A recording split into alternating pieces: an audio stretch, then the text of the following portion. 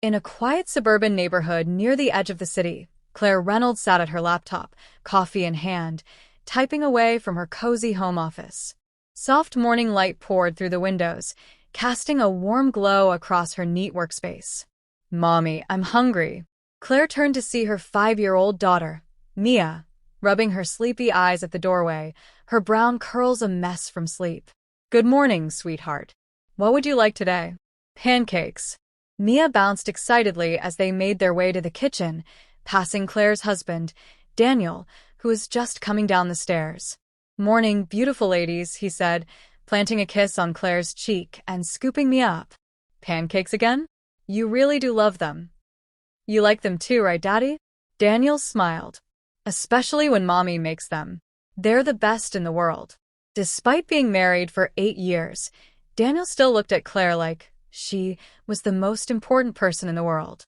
They had met in college and built their lives together, careers, dreams, and then Mia. Every family moment felt sacred.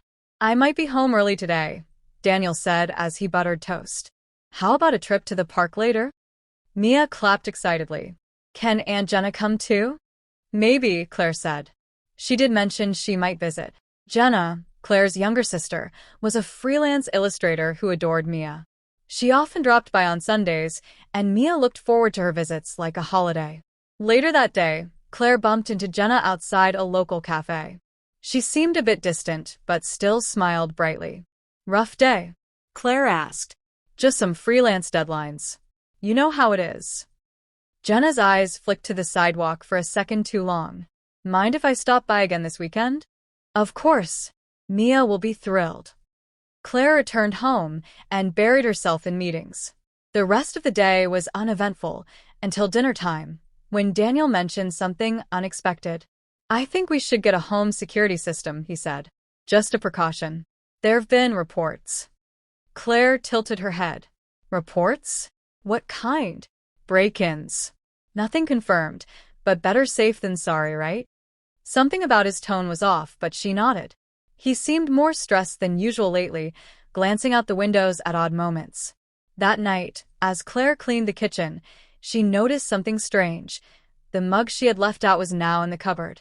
She hadn't put it away. Again. It wasn't the first time either. Items moved, books rearranged, towels folded differently. Am I just forgetting things? The next morning, Mia said something chilling. "Mommy, there was a lady in our yard last night." Claire stopped in her tracks. "A lady? What do you mean?" "She had long hair. I saw her near the window. I wasn't dreaming." Claire tried to brush it off, but her mind reeled. Could a child invent something so specific? She called Daniel. "I think someone really was outside." Mia saw her. There was a pause. Then Daniel said, "Lock every door and window. Don't open for anyone. I'll come home early." That afternoon, Jenna arrived at their house, earlier than usual. She smiled, but her face looked pale and distracted. As Claire let her in, Jenna's eyes lingered on everything: the layout of the rooms, the doors, the windows. "What a lovely house," she said, almost too thoughtfully. "It feels different somehow." As Mia fetched her crayons, Claire noticed Jenna's tension. Something had changed. "Are you okay?" "I'm fine," Jenna said. "Just spending a lot of time alone lately. I think too much." Then she said something that made Claire's stomach tighten. "You're lucky. Daniel is perfect." That night, Claire told Daniel what Mia had seen and about Jenna's strange visit. His jaw tightened. "I didn't want to tell you this until I was sure," he said. "But someone has been watching us. For weeks." Claire felt her skin crawl. "Who?" "I think it's Jenna." Claire's heart sank. "No. That's not possible." I didn't want to believe it either. He showed her a letter he'd received weeks earlier.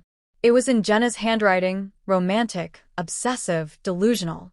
"I can give you the love Claire never could. Mia already adores me. We could be a family." Claire's hands shook as she read it. That night, Claire was startled awake. Daniel was by her side, whispering urgently, "Wake up. Get Mia. Now. Don't turn on any lights." "What? Why?" Someone's in the house. He was already dressed. Claire barely managed to grab her robe and Mia's blanket.